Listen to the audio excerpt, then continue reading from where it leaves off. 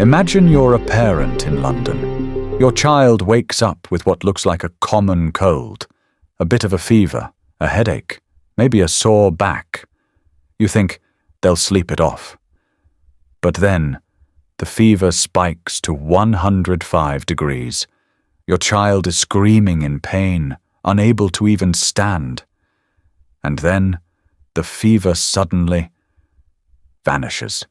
You think the nightmare is over. You think they're getting better. But you're wrong, because as the fever drops, a tiny red spot appears on their tongue, then another on their throat. Within hours, their face is covered in hard, deep-seated bumps that feel like buckshot under the skin. This isn't a cold. This is an ancient predator that has killed more people than every war in human history combined. This is smallpox, and for 3,000 years, it was the shadow following humanity everywhere it went. To understand why this thing killed 500 million people in the 20th century alone, we have to look at its architecture. Most viruses are fragile. Take the flu or a common cold. If it lands on a table, it's dead in hours. Not smallpox. Smallpox is the prepper of the viral world. Under an electron microscope, the virion is a massive, brick-shaped structure measuring 300 nanometers. It is wrapped in a complex, multi-layered envelope that makes it nearly indestructible. If a smallpox patient died in 1850 and their blanket was tucked away in a trunk in a dry attic, someone could open that trunk in 1851, shake out the dust, inhale, and die. It can survive for a year in a dried scab. It doesn't need a host to stay armed. And its DNA? It's massive. While most viruses have a handful of genes, smallpox has 200. It carries its own toolkit, its own enzymes to replicate in your cytoplasm, bypassing the usual security checks of your cell's nucleus. It is a self-contained invasion force. There were two versions, Variola minor, which was the polite version, only 1% death rate, and Variola major. Major had subtypes that sounded like something out of a horror movie. Ordinary, the classic POC version. Flat, malignant, where the skin never bumps up, it just turns soft and velvety. This was 90% fatal. Hemorrhagic. This is the stuff of nightmares. The virus attacks the lining of your blood vessels. You don't get pustules. You just leak blood from every orifice. Your eyes, your gums, your skin. You usually die before the first POC even appears. Smallpox doesn't just kill people, it kills civilizations. The oldest evidence we have is etched into the face of a king. Pharaoh Ramses V died in 1157 BCE. When archaeologists unwrapped his mummy, they saw it. Pustular lesions on his lower face and neck. The persistent shadow was already at the top of the food chain 3,000 years ago. It traveled the Silk Road. It hitched a ride with the Crusades. By the 1700s in Europe, it was an endemic monster.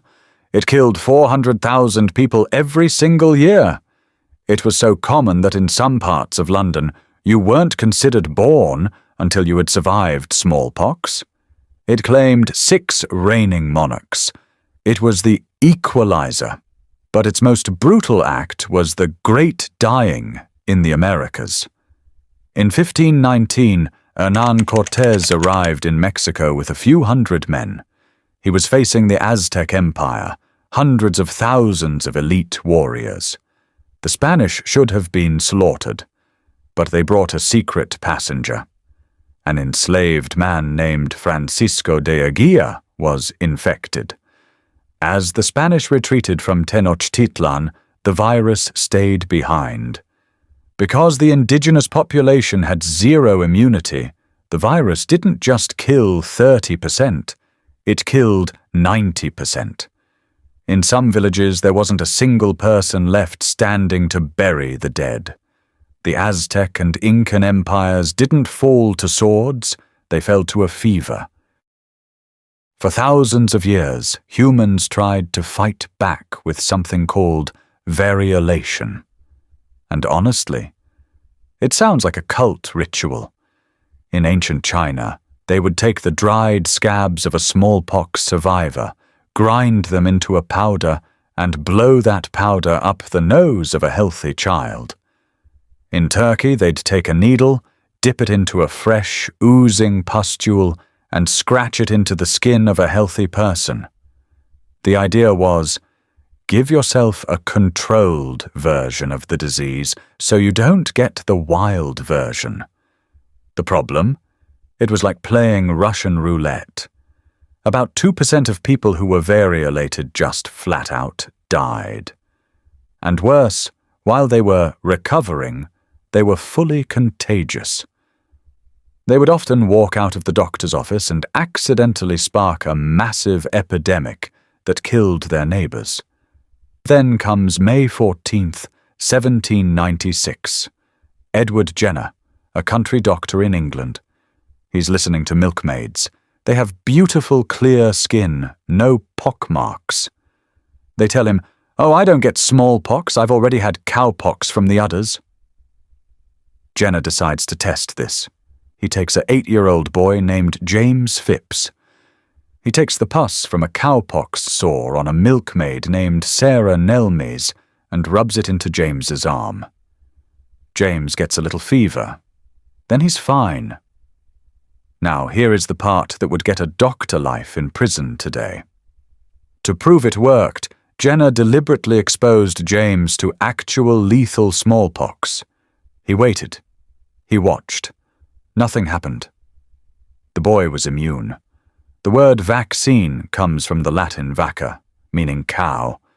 We owe our survival to a farm animal and a very brave or very lucky 8-year-old boy.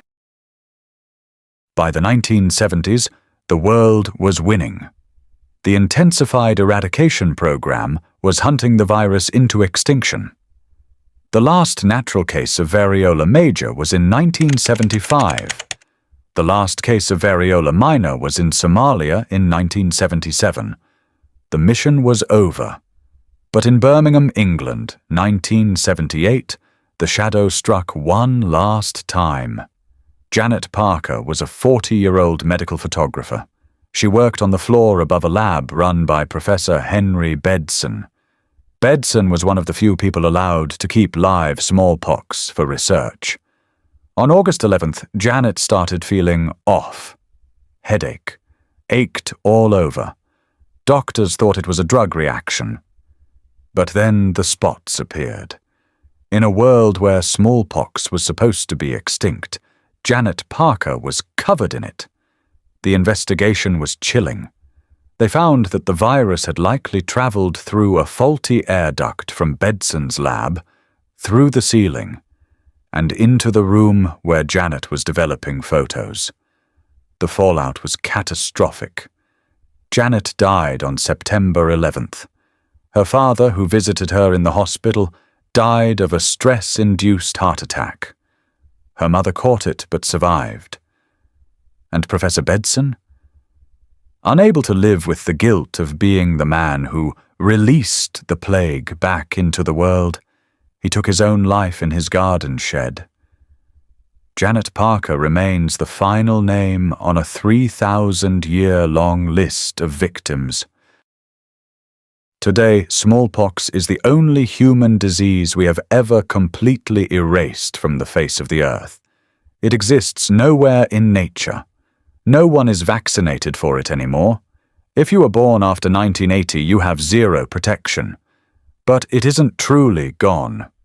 In 2 high-security freezers, one in Atlanta, Georgia, and one in Koltsovo, Russia, the persistent shadow is waiting. These are the last 2 official repositories of the variola virus. They are guarded by soldiers and locked behind BSL-4 containment.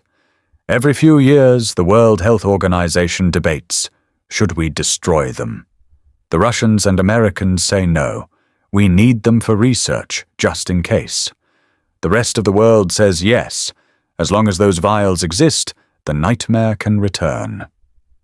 And here's the kicker. In 2014, a scientist at the NIH in Maryland was cleaning out an old storage room.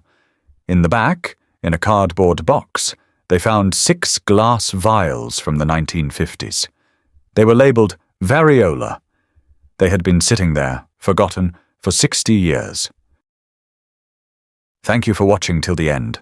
Smallpox wasn't just a disease, it was a 3,000-year tragedy. In the last century alone, it claimed up to 500 million lives, a loss so massive it's hard to even wrap the mind around. If you want to keep diving into the dark chapters of our past, make sure to like this video and subscribe to Dark History. Till next time, we'll see you in the next one.